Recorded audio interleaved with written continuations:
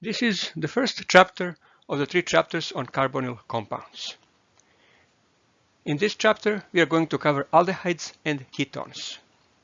And in fact, this is the first part of the first chapter, so it's introduction to aldehydes and ketones. As an introduction, we are going to look at what are carbonyl compounds, their nomenclature, and basic principles of their reactivity. First, what are carbonyl compounds? Well, carbonyl compounds are compounds that contain a carbonyl group. Carbonyl group is a group that contains carbon and oxygen atoms connected by a double bond. Carbon of the carbonyl group is called carbonyl carbon, and oxygen of the carbonyl group is carbonyl oxygen. Carbonyl carbon has to make 4 bonds. Since 2 bonds are made to oxygen, there are 2 remaining bonds that are made to other groups. There are 2 other related groups that you need to know. First one is an acyl group. An acyl group has a hydrocarbon attached to carbonyl carbon. And then entire acyl group with remaining carbon bond is attached to the rest of the molecule. And then another group with a similar name is acetyl group. Acetyl group is actually a specific group. It's not a general like a carbonyl, like acyl group. Acetyl group has methyl group, CH3, attached to carbonyl carbon. And then carbonyl carbon is attached to oxygen, which in turn is attached to the rest of the molecule. So acetyl group has specific formula of C2H3O2, while an acyl group is a general group where R could be any hydrocarbon. Simplest carbonyl compounds are aldehydes and ketones. An aldehyde is a compound where one of the substituents on the carbonyl carbon is hydrogen. The other one is hydrocarbon, or in case of simplest aldehyde, could also be hydrogen. In case of a ketone, both substituents are hydrocarbons. They could be identical or different. In this case, they are indicated as different as R1 and R2. If 2 R groups are identical, that's symmetrical ketone. If they are different, that ketone is called unsymmetrical ketone. And here are some examples of commonly encountered aldehydes and ketones. One of them is benzaldehyde. Benzaldehyde is commonly found in nature. It has rather strong fragrance, and what is interesting is that in low concentration it smells like almonds, and in high concentration it smells like cherries. And in fact, benzaldehyde indeed is responsible for fragrance of almonds and cherries. So almonds contain comparatively low concentration of benzaldehyde, and that's why they smell like almonds, while cherries contain high concentration. Another commonly encountered aldehyde is vanillin. Vanillin is a fragrant component of vanilla beans.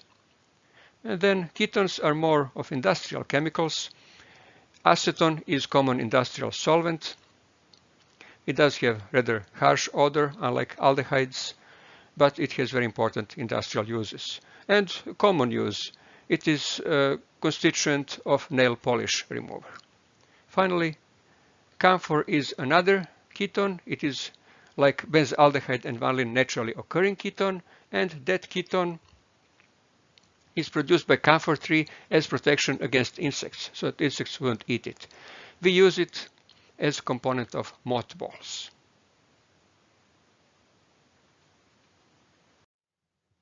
Now let's look at nomenclature of aldehydes and ketones.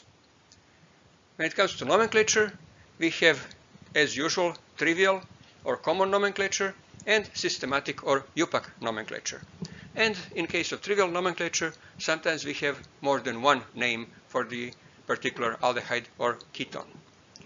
To understand trivial nomenclature of aldehydes, we need to know trivial nomenclature of carboxylic acids first. And we did not cover carboxylic acids as yet.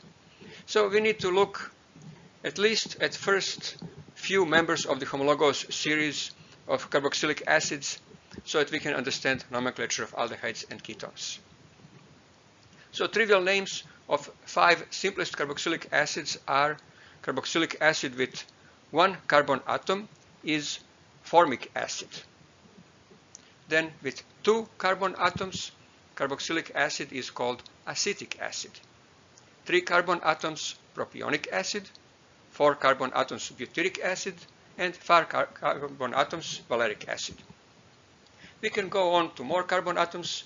They all have trivial names, but they get a little bit complex and a little bit confusing. As we get to more carbon atoms, we get into names such as capric, caprylic, caproic, and it gets a little bit difficult to remember which is which. So you need to know first 5, and you need to memorize these 5 names. They are in common use, so you need to know which is which by their trivial name. Now, aldehydes are named after the trivial names of the corresponding carboxylic acid.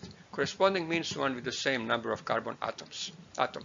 So we use name of the carboxylic acid. Of course, we drop word acid, and first part, formic, acetic, propionic, we drop suffix ic and replace that with suffix aldehyde. So 1 carbon atom from formic acid, that becomes formaldehyde. 2 carbon atoms, corresponding carboxylic acid is acetic acid, so we drop ic, replace it with aldehyde, acetaldehyde, and we repeat that process. So propion aldehyde, butyraldehyde, and valeraldehyde.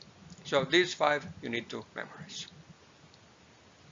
UPAC nomenclature names aldehydes after the name of the corresponding hydrocarbons, specifically alkanes, with the same number of carbon atoms.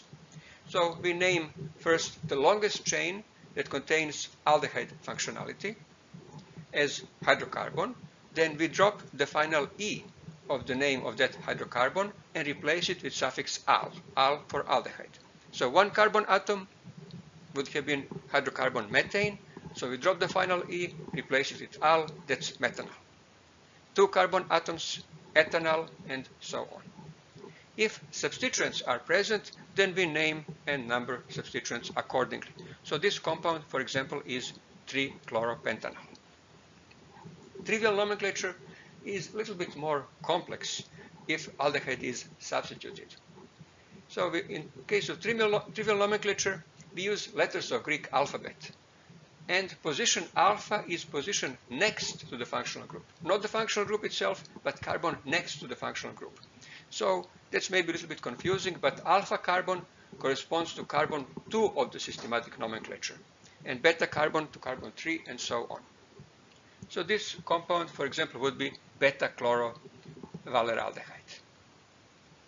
Note that in case of aldehydes, we never indicate 1 for carbon atom. We never name that carbon atom as 1, or never list it as 1, because aldehyde carbon has to be first carbon in the chain. It has to be carbon 1, so we never list it as carbon 1.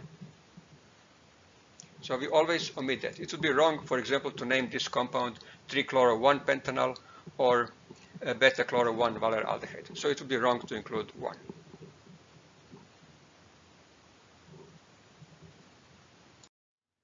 Continuing with nomenclature of aldehydes, now we are going to look at some complex aldehydes.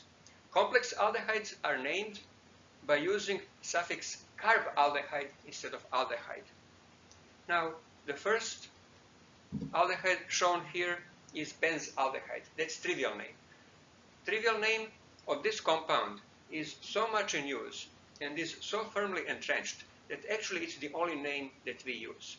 Systematic name of this compound should be benzene carbaldehyde, following UPAC rules. But because name benzaldehyde is so much in use, that name has been adopted as systematic name. So that's the only name we have for this compound. Here is another example of rather complex aldehyde. So this one would be trans-2-ethyl cyclohexane carbaldehyde. And that's exactly an example where we should use suffix carbaldehyde. So you can see that cyclohexane is the longest chain. And on carbon 1, we have aldehyde functionality. We don't list again number 1. So this is cyclohexane carbaldehyde. And then on carbon 2, there is ethyl group as a substituent. And 2 substituents are trans to each other. So that's what the name indicates. If there are two aldehyde groups in a chain, then we use suffix dial for dialdehyde. So for example, this compound is pentane dial. Note that we don't use any numbers because aldehyde functionality always has to be at the end of the chain, so numbers are not needed. And for that reason, they are never used to indicate position of aldehyde functionality. On the other hand, naming of ketones is a little bit different, and as you will see, numbers are frequently used to indicate position of the carbonyl group. First ketone is the simplest possible ketone. It has only 3 carbon atoms, and UPAC name is propanone. According to UPAC or systematic nomenclature, ketones are named by naming the longest chain that contains the carbonyl group. That's the parent chain. It's named as alkane. We drop the final E of the name of the alkane and replace it with suffix -on for ketone. So propane would become propanone. Trivial name is either name that was given to particular ketone where it was discovered, as in this case acetone, or in general trivial names are descriptive, which means we name each of the substituents on the carbonyl group and then use word ketone as the final word. And all 2 or 3 words are separated by spaces.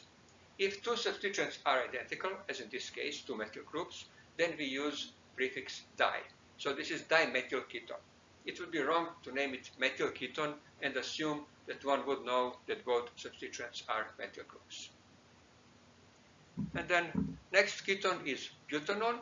And note that propanone and butanone are the only ketones where we don't use numbers to indicate position of carbonyl group.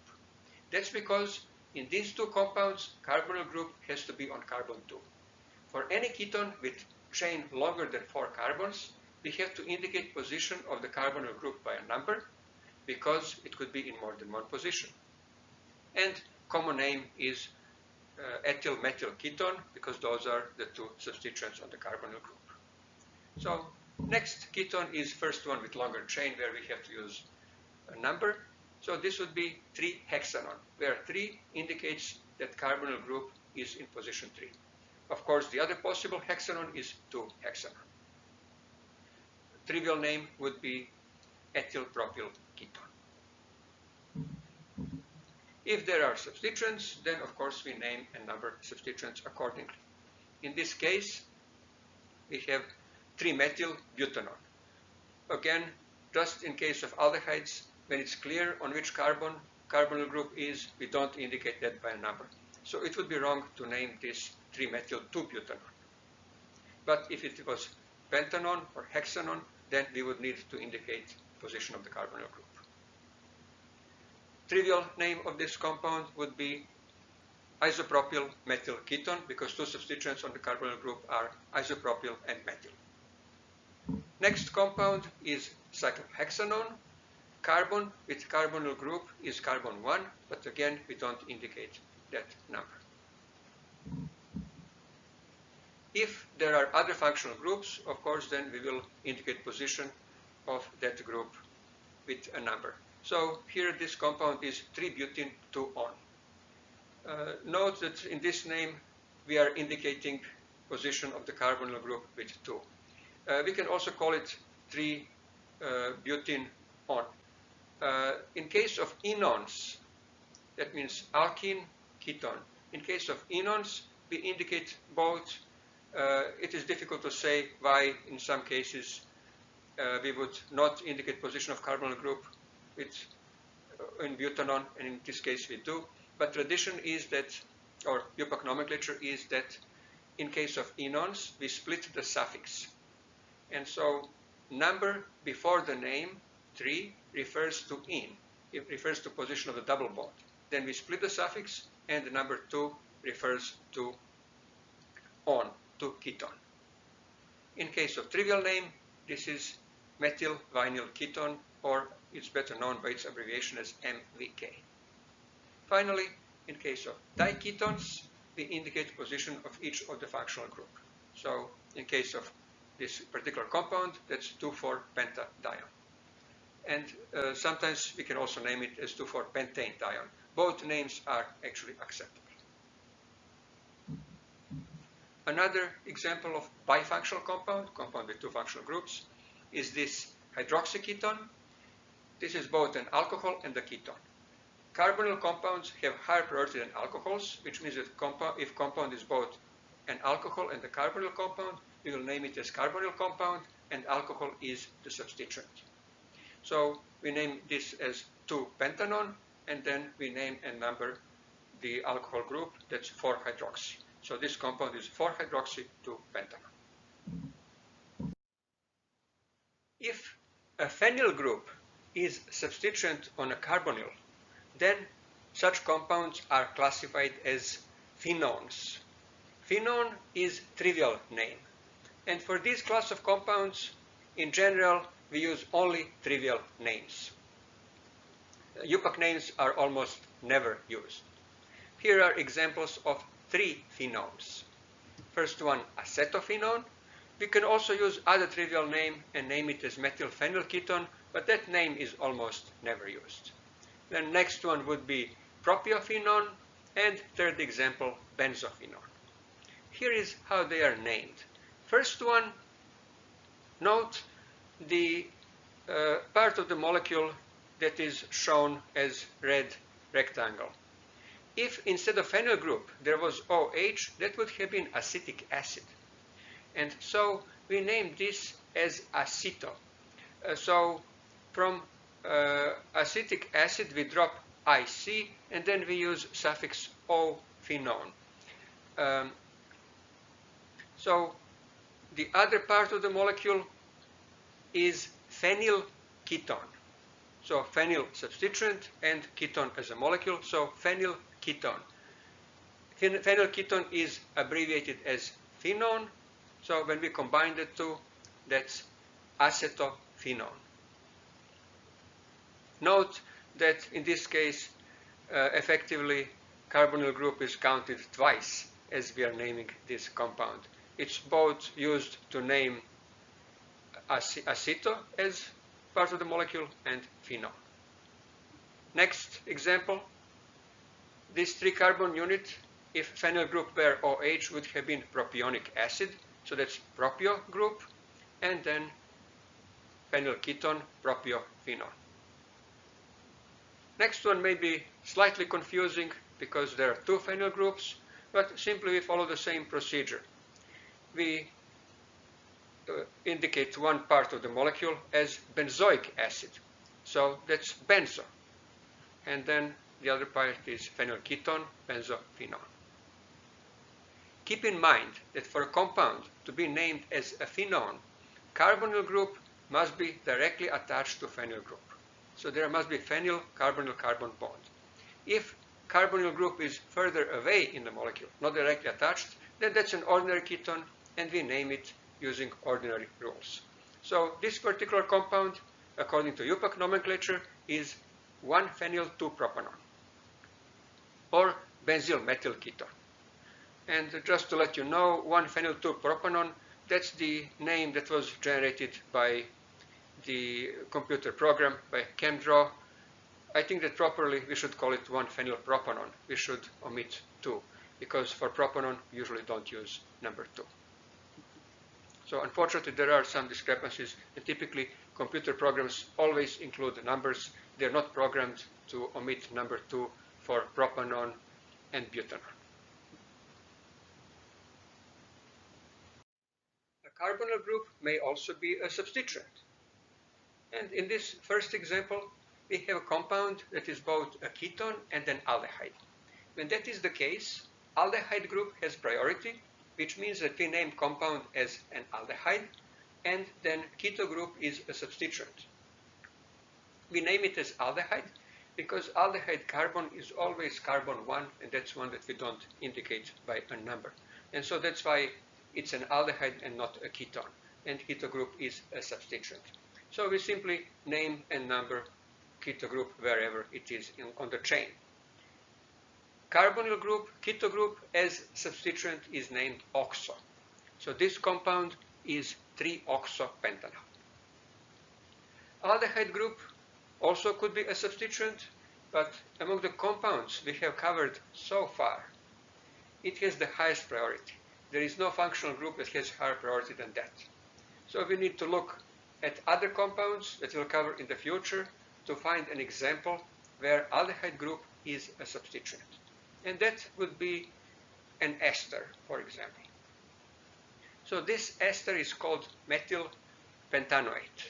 You don't need to know at this time how it's named. You only need to know that it's named as methyl pentanoate. You can see that this is another carbonyl compound, although different from aldehydes and ketones. And again, carbonyl carbon is carbon 1. Now, in this compound on the right, we have aldehyde group as substituent on methyl pentanoate. And you can see it's on the carbon 3. As a substituent, carbonyl group is named formyl group. Remember, formaldehyde. So that's why it's named formyl group. So this compound is methyl 3-formyl pentanoate. Now we are going to examine reactivity of carbonyl compounds. Common reaction of carbonyl compounds is nucleophilic addition to carbonyl group. Carbon-oxygen double bond, unlike carbon-carbon double bond, is polarized. Polarized means that there is separation of electrical charge, partial separation. We can best examine this on examining their resonance structures. We can draw two resonance structures for carbonyl group, and one on the right shows charge separation.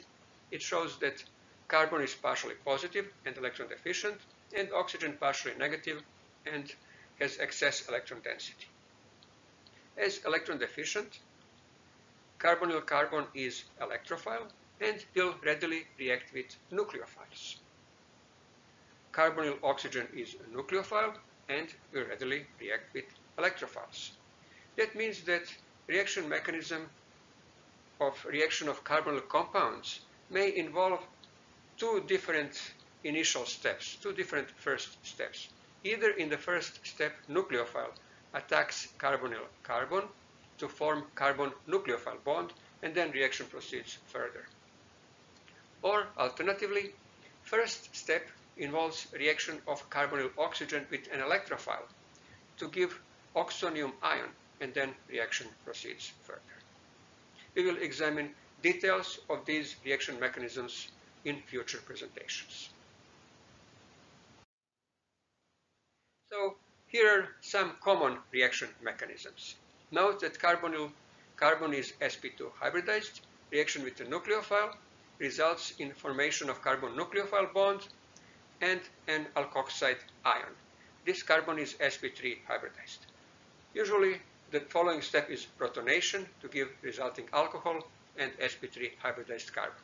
So in the course of reaction, there is addition, nucleophile-electrophile addition across the double bond, carbon-oxygen double bond. Of course, the most common electrophile in organic chemistry is proton, which in this case, in the second step, adds to oxygen, and carbon ends up being sp3 carbon. So that mechanism is shown here. Alternative mechanism involves first protonation of oxygen, so reaction of oxygen with an electrophile to give resulting oxonium ion. At this point, carbon is still sp2 hybridized, but now this carbonyl carbon is more reactive compared to ordinary carbonyl carbon. This is reaction mechanism that frequently operates with less reactive nucleophiles, those that are not very likely to add directly to carbonyl carbon. And then in the second step, addition of nucleophile again gives the product of nucleophilic addition and sp3 hybridized carbon, same as before. So these two reaction mechanisms, first and the second, result essentially in formation of the same type of product, only the order of steps is different. First reaction mechanism, top one, would apply to more reactive nucleophiles, and the second one would operate when nucleophile is less reactive. Finally, third possible mechanism involves nucleophile that has an additional electron pair, so at least two free electron pairs. So in the first step, addition of nucleophile to carbonyl carbon, which could be either activated, as shown in this case, by protonation of the oxygen, or maybe just ordinary non-activated carbonyl carbon, results in formation of sp3 hybridized intermediate. And then, as you can see, that sp3 hybridized intermediate is protonated to give a good leaving group. That good leaving group is oxonium ion, or in this case, it will leave as water. So second electron pair from the nucleophile assists molecule of water of leaving, basically pushes the molecule of water out and results in formation of carbon nucleophile double bond with water molecule leaving, breaking of carbon-oxygen bond. So the final product has carbon nucleophile double bond. And in this case, we went from sp2 hybridized carbon in carbonyl group to sp3 hybridized carbon in reaction intermediates, and finally again sp2 in the final product. So these are three possible general reaction mechanisms that apply in nucleophilic additions to carbonyl compounds. Finally, when we consider relative reactivities of carbonyl compounds, we have examined their reactivity, and we have seen that reactivity basically depends on degree of substitution. The higher degree of substitution, or the larger the group R on the carbonyl group, the less reactive it is. So the most reactive of all carbonyl compounds is formaldehyde, because that one has no substituents. It has two hydrogens attached to carbonyl group. Then rest of the aldehydes have, in this case, intermediate reactivity, and that's followed by ketones, which have two substituents and are less reactive. Among ketones themselves, reactivity again follows substitution pattern. The more substitute it is, the larger the substituent is, the less reactive ketone is. And of course, the reason for it is steric hindrance, because nucleophile has to form, in the course of reaction, has to form a bond to the carbonyl carbon. And large substituents on carbonyl carbon will impede approach of the nucleophile to it and prevent formation of carbon nucleophile bond, or at least slow down formation of that bond. That's best seen by examining space filling models of such compounds. So these three compounds are acetone, isopropyl methyl ketone, and diisopropyl ketone. And when we consider acetone, we can see that there are only two methyl groups, relatively small groups. So nucleophile can approach carbonyl carbon from the back and relatively easily form a bond.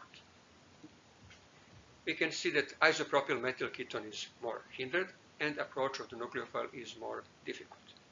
And finally, in case of diisopropyl compounds, approach of the nucleophile is hindered by two large groups that are completely preventing approach of the nucleophile to carbonyl carbon. You can see that carbonyl carbon is basically buried behind these methyl and methyl groups, behind carbon and hydrogen atoms of the substituents. And approach of the nucleophile is at least difficult, if not impossible, and for that reason this compound will react at very slow rate. So in conclusion, reactivity of carbonyl compound depends on degree of steric hindrance. The more steric hindrance there is, the larger substituents are, the slower the reactivity. Small substituents mean no steric hindrance and relatively high reactivity or fast reaction rate. This is the end of the introduction, and in future presentations we will examine reactions of different nucleophiles, different types of nucleophiles with carbonyl compounds, with aldehydes and ketones.